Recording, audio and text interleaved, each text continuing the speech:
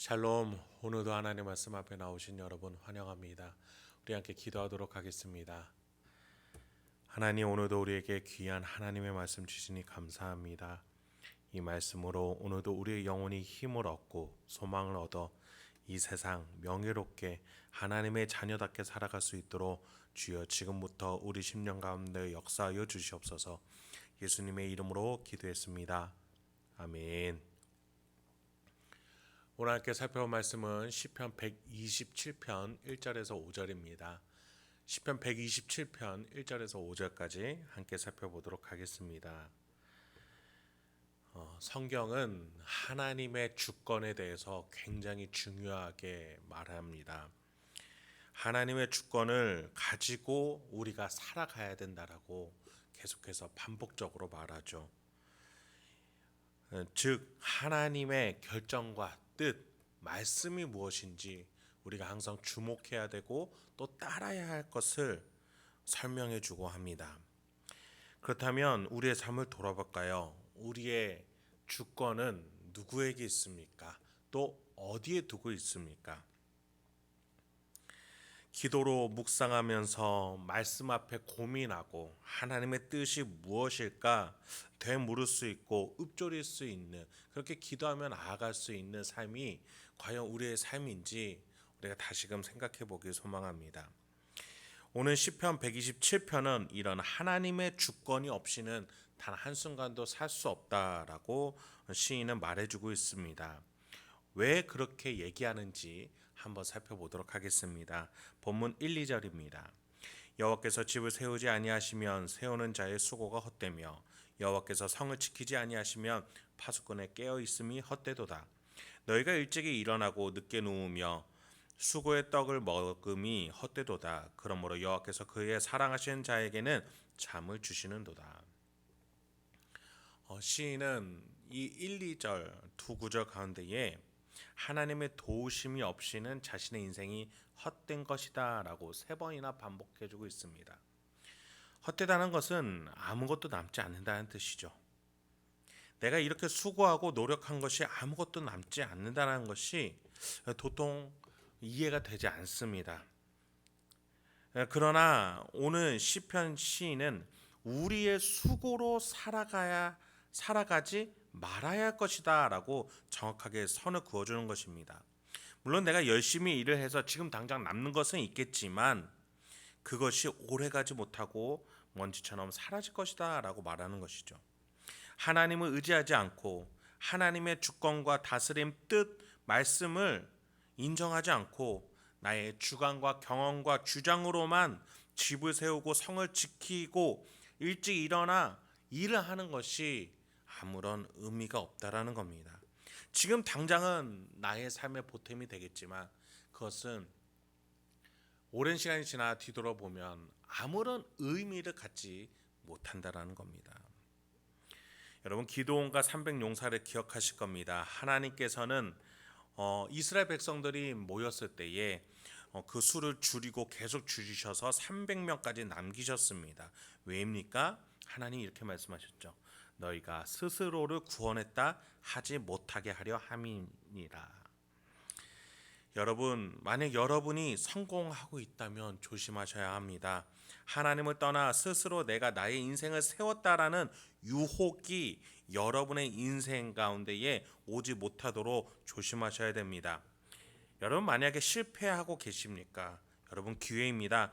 내 인생을 하나님이 세워주실 수 있는 기회인 것이죠. 그래서 하나님을 고백하는 여러분이 되길 소망합니다. 이렇게 우리가 하나님의 주권 아래에서 살고 있음을 의식하면서 나의 영혼을 가르칠 수 있어야 된다는 겁니다.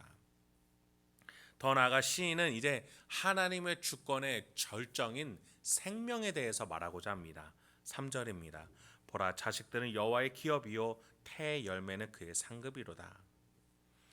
자녀가 있음으로 인해서 얻는 유익들에 대해서 말합니다. 1, 2절에서 시인은 집, 성, 떡, 잠 등과 같이 일상생활에서의 하나님의 주권을 인정하라고 말했다면 3절에서는 더 적극적으로 자녀에 대해서, 그 생명에 대해서 말해주는데 이 자녀는 여호와의 기업이다, 태의 열매다라고까지 얘기를 합니다. 더 쉽게 말하자면 자식은 주께서 주신 선물이고 태 안에 있는 열매는 주님이 주신 상이다.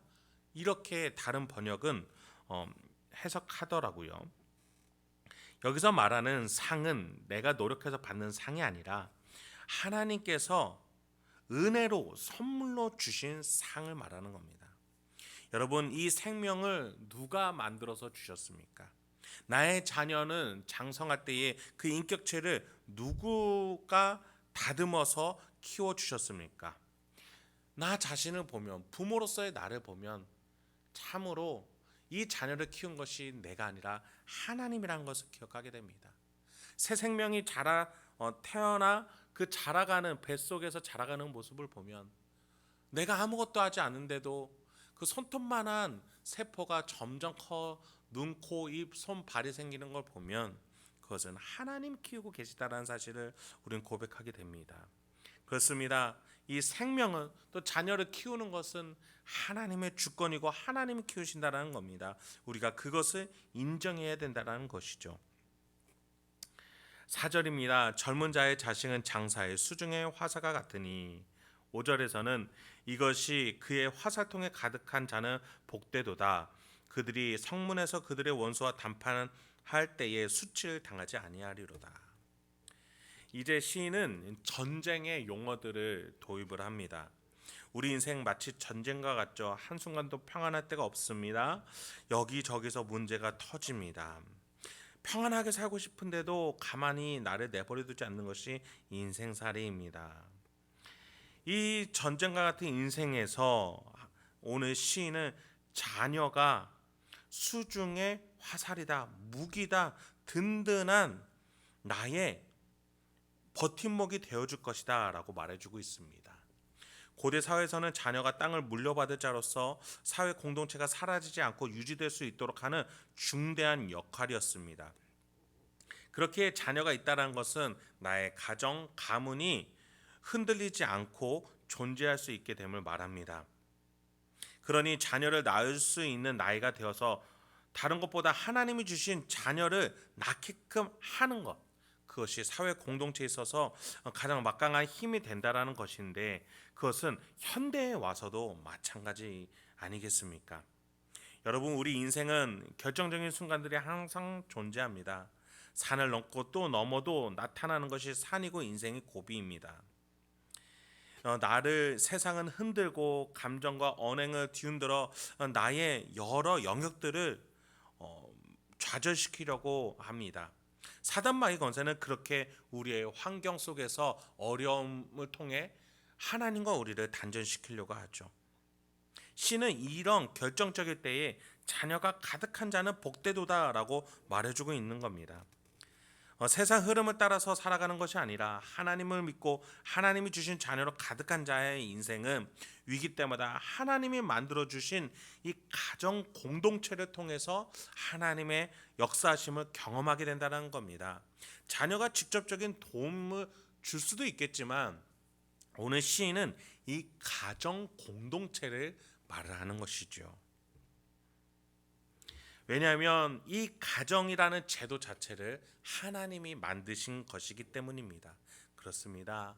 하나님은 가정을 통해서 역사하시고 가정을 통해서도 은혜를 주신다는 사실 여러분 잊지 마시기 바랍니다. 그래서 우리는 자녀를 키우며 배우게 되는 것은 내가 자녀를 낳아서 부모의 자격을 얻은 것이 아니라 자녀가 나가면서 자녀에게 부모의 자격을 얻는 것이라는 것을 너무나 잘 압니다. 그렇습니다. 우리는 하나님의 주권을 항상 인정하면서 나아가야겠습니다. 우리의 집과 가정을 세우시는 것도 하나님이시고 그 안에 자녀를 주시는 것도 기르시는 것도 하나님이시며 그 가정을 지키기 위해서 잠을 자고 일을 하며 먹는 것까지도 다스리시는 분이 하나님이심을 고백해야겠습니다. 오늘 이 시편을 기억하시면서 여러분 하나님과 함께하는 나의 일상생활, 가정생활 그 하나님의 개입하심을 인정하시고 동행하시면서 하나님이 주신 은혜로 오늘도 승리하실 수 있는 명예로운 삶을 사실 수 있는 저와 여러분이 되길 소망합니다. 함께 기도하도록 하겠습니다. 하나님, 오늘도 우리에게 귀한 하나님의 말씀 주시니 감사합니다. 주님, 오늘 말씀 잘 기억하며 이것이 나의 기도문이 되게 하여 주시옵소서. 나의 고백이 되게 하여 주시옵소서. 하나님의 주권을 인정하며 오늘 일상과 가정생활, 내가 가진 모든 것들에 하나님의 은혜와 선물과 개입이 있다라는 사실을 잊지 아니하고 기억하면서 오늘 저 세상을 향하여 당당하게 승리하면서 명예롭게 살아낼 수 있는 우리 행복한 교회 성도님들과 제가 되게 주여 인도하여 주시옵소서. 이 모든 말씀 예수님의 이름으로 기도했습니다. 아멘.